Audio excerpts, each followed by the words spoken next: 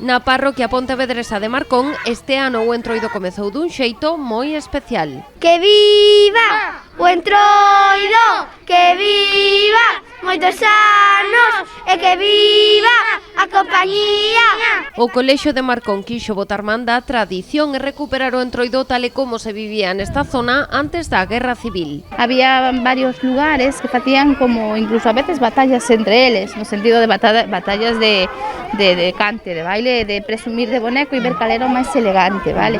E estaban en varias zonas, despois se localizou máis arriba na zona de Pintos, que igual mantivo a tradición máis tempo. Vestidos para a ocasión e sen perder detalle, Que queremos recuperar o Entroido de Pintos, como era antiguamente, que iban con un pano no cuello, uns cascabeles, iban todos de blanco e unha cinta.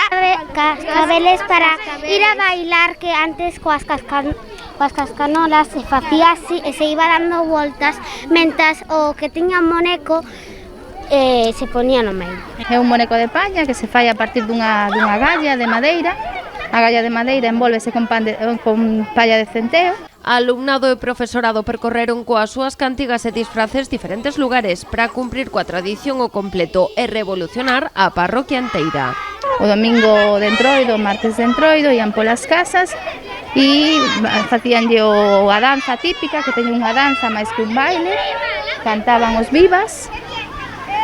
E a xente, a forma de agradecemento que facía era darlles alimentos, sobre todo ovos e cartos. Despois eses cartos e os ovos vendíanos e cos cartos facían como unha comida de confraternidade todos xuntos. E nos dan comida, pois arroz, colacao e esas cousas. No seu caso, esta recollida de alimentos terá unha fin solidaria. Entregaránse no comedor de San Francisco, unha xornada diferente coa que poñen o broche de ouro a un traballo de varias semanas, no que contaron tamén coa axuda de veciños da contorna e dos seus recordos. Foron os da AMPA os que nos trouxeron uns veciños da zona de Pintos para ensinarnos como era o Entroido tradicional, tanto para explicarnos en que consistía, como era o traxe, como eran as danzas, como eran os bailes, como axudarnos a facer os bonecos, porque nós tampouco tiñamos moita idea.